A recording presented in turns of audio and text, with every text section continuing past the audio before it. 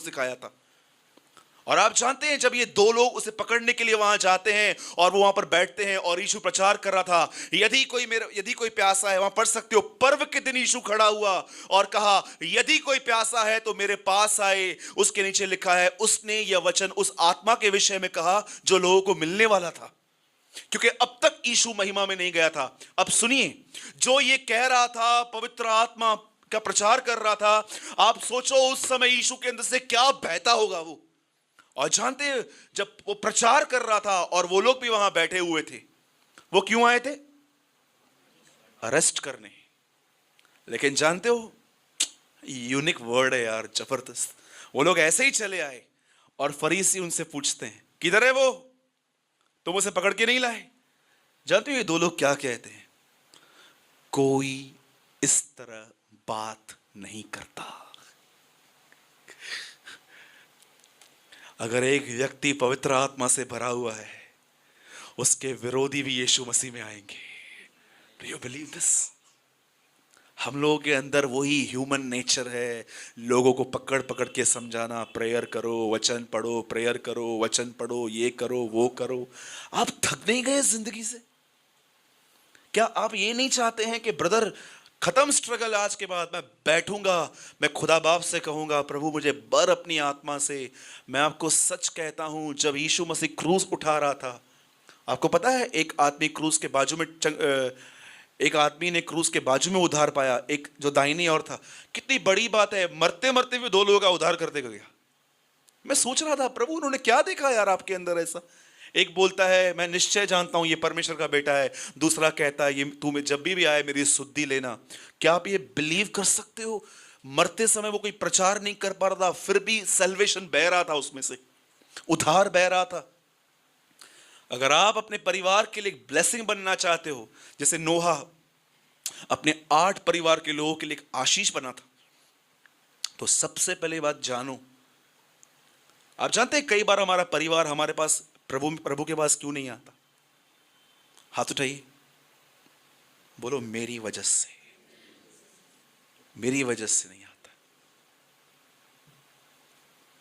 समझो आप चर्च से घर आते हो और आप बैठते हो और आप रूडली बात करते हो लोगों से, बोलो रूडली, और आप उनको बोलते हो कल चल चलना, कल चल चलना तेरे को। तो रूडली लग रहा है, मेरा आवाज है ही नहीं, डीमन का आवाज लग रहा है ये। आपको पता है मैं उनको क्या बोलूंगा? ये इशू है, मेरे को ये इशू नहीं चाहिए। सोचो, इसीलिए बाइबल कहती है किसी के लिए ठोकर का कारण मत बनो। Don't be stumbling block for others.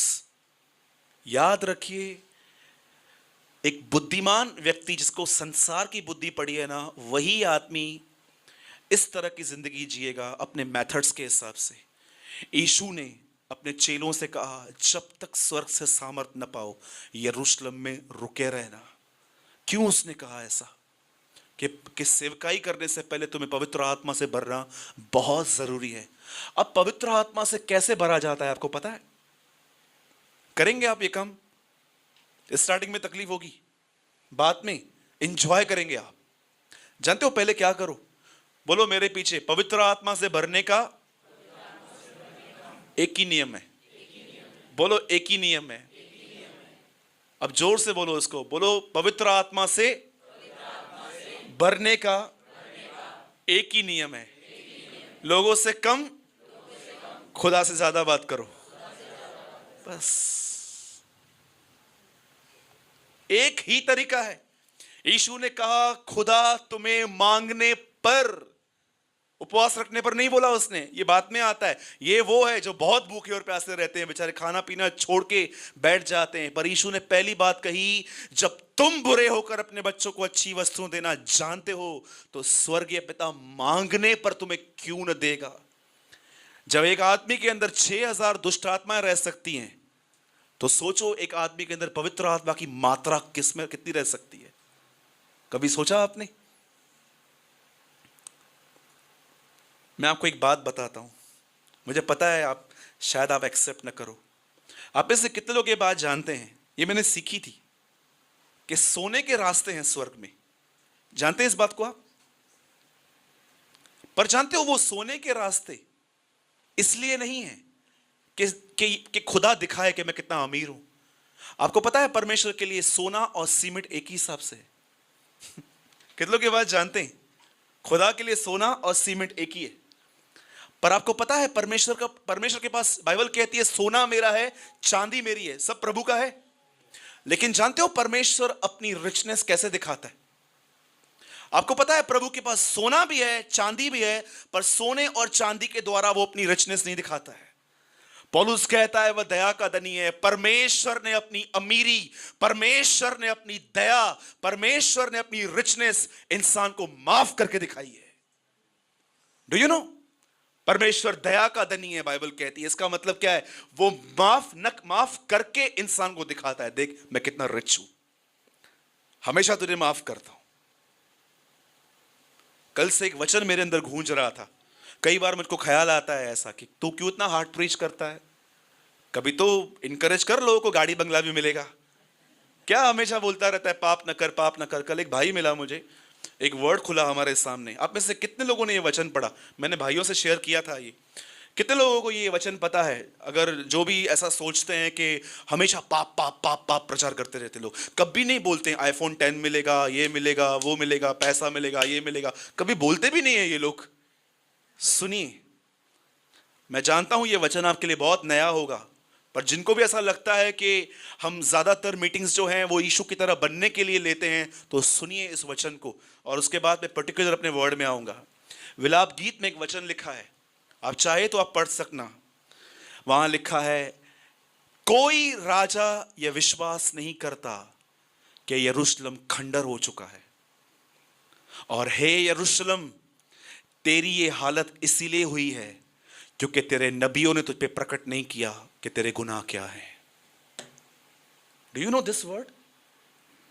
हे यरूशलेम, आज तेरी हालत इसलिए है क्योंकि तेरे नबियों ने तुझ पर तेरा पाप प्रकट नहीं किया।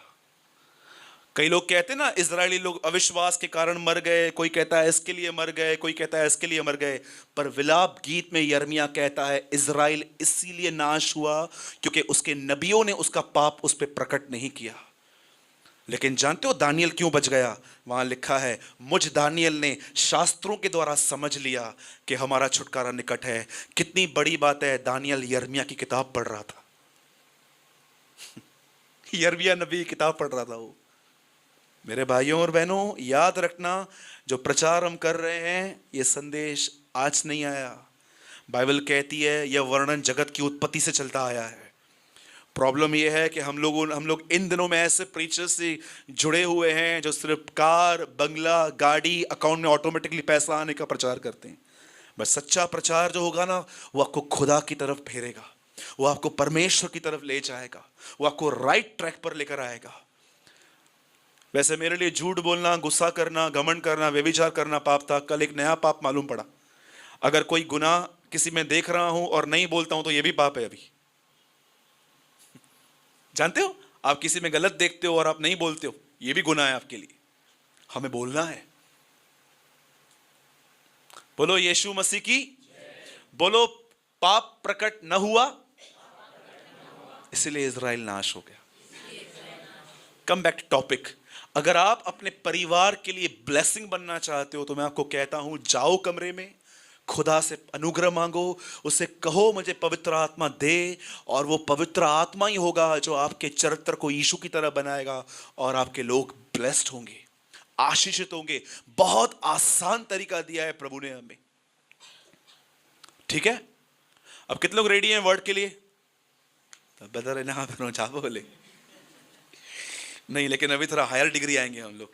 ठीक है, आइए।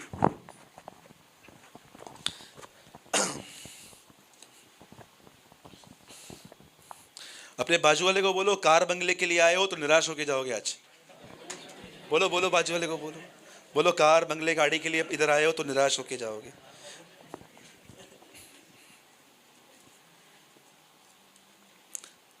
मैं ये विश्वास करता हूं कि परमेश्वर चाहता है कि हमारे पास सब कुछ हो, लेकिन मैं ये विश्वास ज्यादा करता हूं कि खुदा ये चाहता है उससे पहले हमारा उद्धार हो, हम बचाए जाएं, हमारा पूरा पूरा उद्धार होना चाहिए। राइट?